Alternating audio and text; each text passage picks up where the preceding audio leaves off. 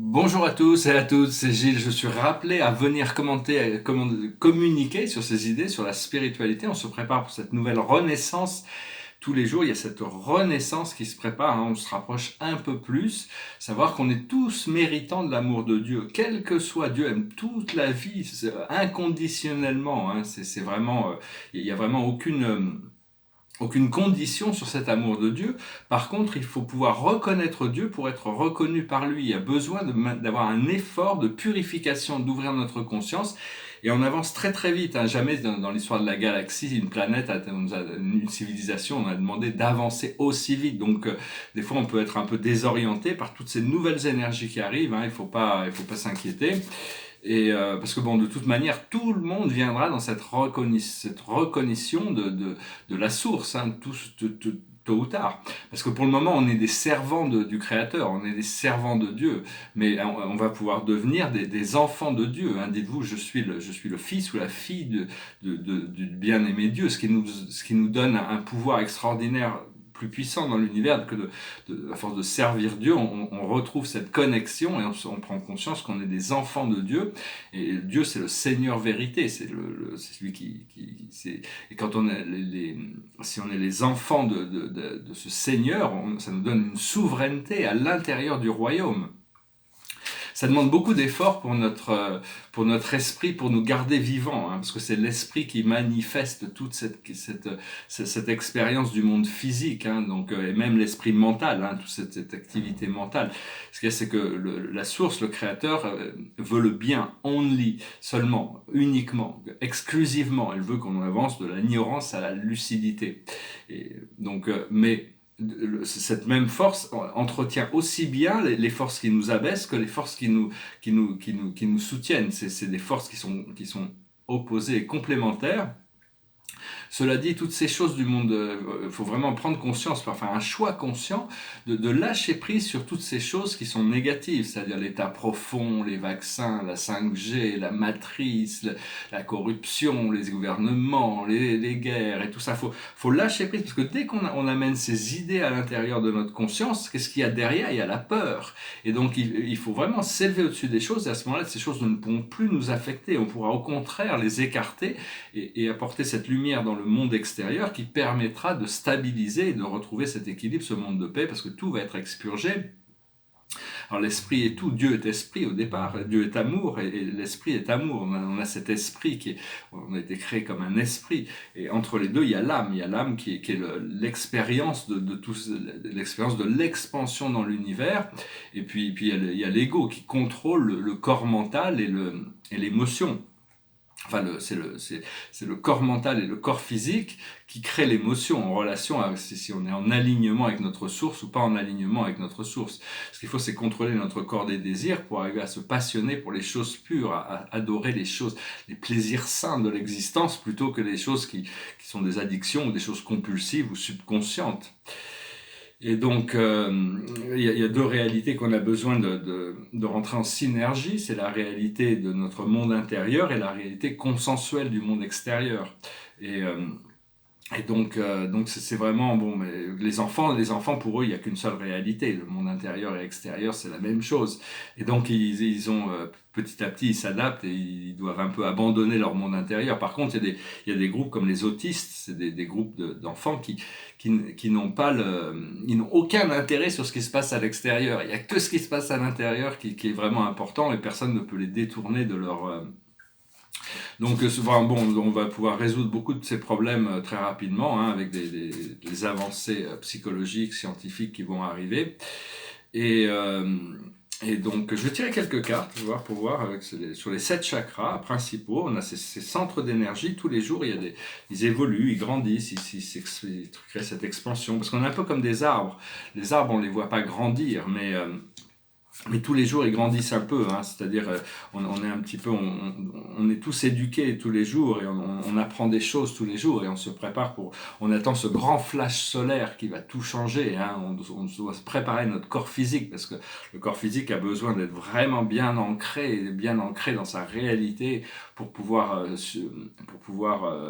avant que ce flash solaire arrive, parce que sinon ça exploserait tout, hein. Alors à la base, on a la création, elle tient tient le globe de la création, c'est-à-dire passer dans l'état de grâce plutôt que dans l'état de cause à effet, être à la source de notre création. Au niveau des plans terrestres, des plans astraux et terrestres, on a la compassion, c'est d'arriver à communiquer cette lumière de l'amour. C'est très important de rester, avoir de la compassion pour nous-mêmes et pour notre corps physique, de chercher des moyens d'avoir toujours une meilleure santé physique, mentale, qui nous apporte une nouvelle clarté émotionnelle. Ce que l'on a au niveau de notre centre de pouvoir, c'est la complémentarité. La complémentarité, on sent que toutes les choses, les pièces s'emboîtent du puzzle. Une fois qu'on lâche prise sur toutes ces choses, on arrive à éliminer ces choses qui nous accablent, qui nous oppressent, ces vieux procédés mentaux, ces vieilles habitudes. On arrive à trouver cette complémentarité qui vient naturellement. Au niveau du cœur, on a une élévation, c'est-à-dire on est élevé quand même. Donc il faut accepter, faut se laisser porter, se laisser apprécier dans la gratitude pour toutes ces choses belles qui sont autour de nous et qui sont à l'intérieur de nous. Ce que l'on communique, c'est le choix. On a toujours le choix. C'est à nous de choisir de faire le plus haut choix, toujours. On a ce pouvoir du choix. Le Créateur n'interfère pas avec les choix des uns et des autres. Il contrôle le total de la création, mais pas dans la vie de l'individu. C'est chaque individu qui doit déterminer son choix de faire la plus haute volonté, de s'aligner avec la volonté de notre âme et de notre esprit. Ce que l'on voit devant nous qui se développe au niveau de notre troisième œil, c'est notre mission. Notre mission, il y a une nouvelle mission qui va commencer, une nouvelle étape de notre vie qui se prépare. Et l'aboutissance, au niveau de la couronne, c'est la clairvoyance. Parce qu'aussi clairvoyant que l'on puisse être, il y a toujours des niveaux supérieurs de clairvoyance. On n'a pas vraiment, en tant qu'on vit dans ce monde, on n'est pas vraiment complètement, on peut ressentir. On peut ressentir ces vérités supérieures, on peut les comprendre, on peut les ressentir, mais on ne peut pas les expérimenter totalement. Hein. C'est comme Platon disait, il existe un monde supérieur qui est parfait, qui est divin, qui est éternel, et nous ne sommes que des projections, des ombres de ce monde supérieur. Mais on est venu là justement pour réveiller l'humanité sur cette réalité supérieure qui ne sont pas vraiment nouvelles. C'est comme toutes ces images spirituelles que je crée. Je sais que elles sont symboliques, elles sont des catalyseurs pour ouvrir l'esprit, mais elles sont inférieures à ces choses du monde spirituel qui ne peuvent être expérimentées que dans le monde spirituel. Savoir qu'il n'y a qu'un seul Dieu, un être suprême, peu importe le nom qu'on lui donne et l'approche qu'on en fait.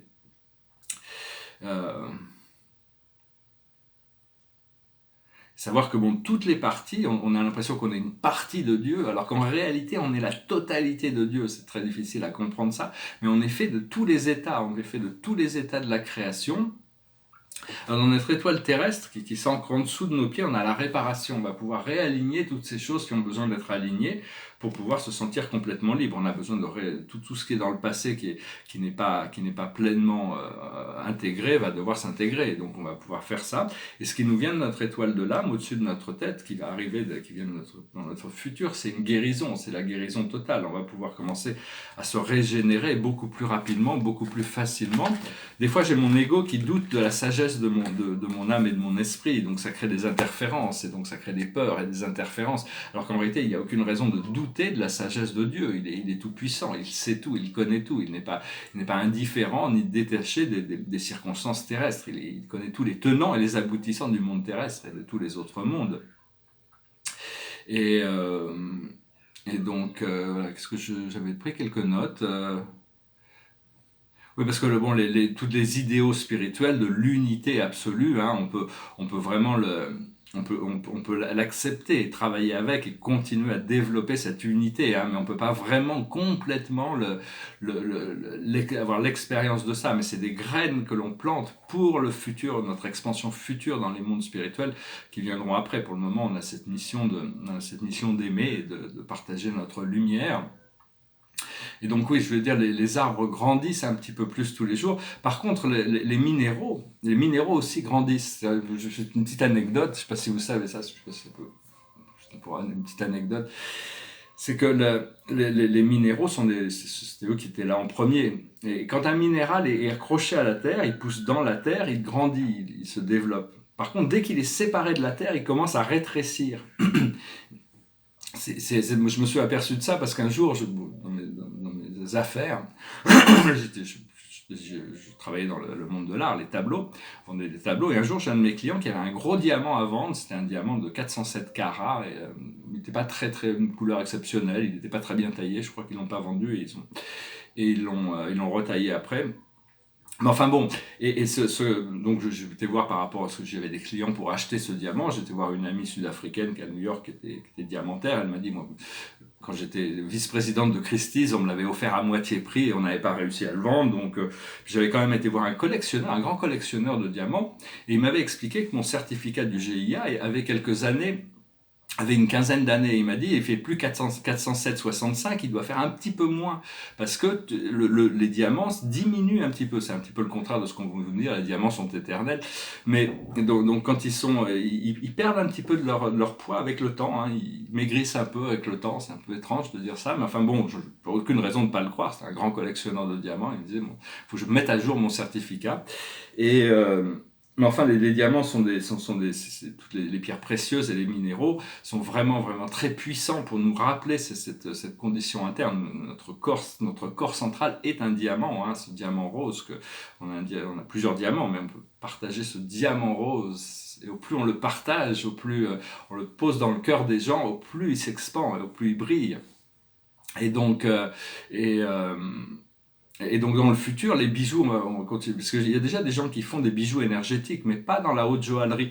Et donc je trouve que ça pourrait être intéressant de faire des très beaux bijoux avec des très belles pierres, précieuses ou semi-précieuses, qui sont vraiment exclusivement dédiées à la personne, qui sont faits sur mesure pour apporter à la personne, avec selon l'énergie qu'on a besoin de renforcer les chakras, l'augmentation de notre corps de lumière, que ces bijoux soient spécialement programmés pour activer ces centres psychiques. Je pensais que ça pourrait être un projet intéressant, on verra ça dans le futur. Donc voilà, je vais tirer 4 cartes avec le tarot des archanges après.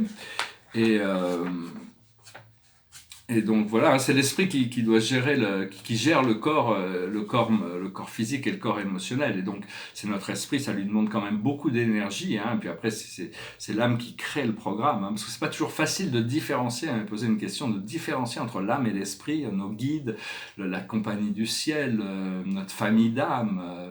Tous ces êtres se travaillent en un pour nous apporter une guidance. Mais c'est pas important de savoir d'où vient vraiment la guidance. Si elle est ressentie profondément, suivez-la. C'est plus le message que le messager qui est important. Il faut écouter la vie, écouter sa voix intérieure le plus possible et s'aligner avec cette voix qui cherche à nous conduire vers la liberté. Les tableaux derrière moi, c'est un autre tableau sur le centre galactique. Alors si c'est ce centre galactique, elle a un œil sur la Terre, hein, c'est assez marrant, ça s'appelle Milky Way Manzo Galaxy. La galaxie, c'est une sorte de mer, c'est un plan beaucoup plus vaste que la Terre est vaste et immense et énorme. Mais bon, on va comprendre, une fois qu'on sera élevé, notre conscience sera élevée, on va pouvoir commencer à découvrir des plans galactiques avec des civilisations incroyables. Mais enfin, notre plan terrestre est plus important, c'est notre vie ici qui compte le plus pour le moment. C'est pas de se projeter dans un futur galactique, c'est d'arriver à intégrer ces images, ces énergies, hein, un pas après l'autre. Et ici, c'est un tableau de 2005 ça s'appelle le Saint Graal, c'est sur la table rouge, cette coupe bleue, hein, le rouge symbolise du sang du Christ, et cette coupe bleue, hein, qui est représentée avec cette lumière bleue, la lumière du ciel, qui va et qui englobe tout, en fin de compte, même l'image du tableau qui est représentée ici. Et voilà, je chantais une chanson, c'est une chanson de folk music, c'est qui me passait par la tête, c'est sur les voyages. Vous avez... All my bags are packed, I'm ready to go. I'm standing here outside your door. I hate to wake you up to say goodbye. But the dawn is breaking, it's early morning, the taxi's waiting. He's blowing his horn. I'm already so lonesome I could cry. So kiss me and smile for me. Tell me that you'll wait for me. Hold me like you'll never let me go. 'Cause I'm leaving on a jet plane. I don't know when I'll be back again. Oh babe, I hate to go. There's so many times I've let you down, So many times I've played around, I tell you now they don't mean a thing. Every place I go I'll think of you, every song I sing I'll sing for you. When I'll come back I'll bring your wedding ring. So kiss me and smile for me, tell me that you'll wait for me. Hold me like you'd never let me go. 'Cause I'm leaving on a jet plane, I don't know when I'll be back again. Oh babe, I hate to go. Now the time has come to leave you. One more time let me kiss you. Then close your eyes and I'll be on my way. Dream about the days to come, when I won't have to live alone. About the times when I won't have to say, kiss me and smile for me. Tell me that you'll wait for me.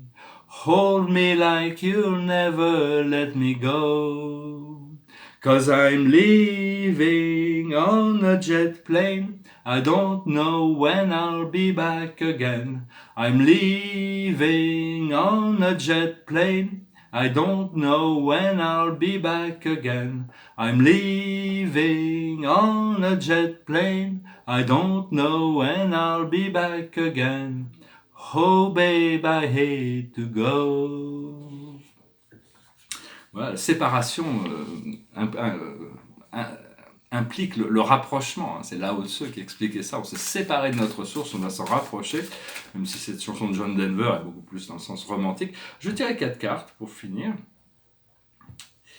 Et voilà, hein, champagne dans la tête, c'est languit de pouvoir déboucher cette bouteille de champagne. Hein, ça commence.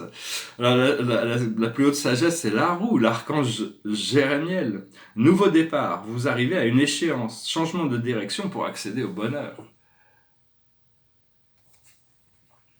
Ce que l'on doit comprendre, c'est l'as de Raphaël, oh, l'amour. L'expérience positive sur le plan émotionnel. Vous serez comblé par une relation romantique. Laissez-vous guider par votre intuition. Que du bonheur. Ce que l'on doit faire, c'est le 2 d'Ariel. Vous devez trouver un équilibre. Courir plusieurs lièvres à la fois. Rendre tout travail plus agréable. Alors, plus on arrive à mettre d'amour et de joie dans notre travail, au mieux il sera fait aussi, et au plus le temps passera vite. Donc, et puis l'aboutissant, c'est le 10 de Michael. C'est vraiment tirer sa révérence. C'est fini, vous êtes enfin libre. Le bonheur vous attend. Laissez le passé derrière vous. Donc voilà, hein, c'est vraiment la fin de la fin de la fin de la fin et le nouveau début, cette nouvelle renaissance. Hein, on est vraiment dans cette nouvelle renaissance. Il va y avoir une nouvelle renaissance culturelle, mais aussi une renaissance intérieure. Il y a toutes sortes de procédés de renaissance. Bon, il faut qu'accepter la mort, ces petites morts psychiques, hein, ces petites morts des anciens du passé, pour arriver à renaître. Mais bon, tout ça se prépare. Voilà, je vous remercie, je vous souhaite une magnifique journée. Je vous dis à bientôt. Namasté.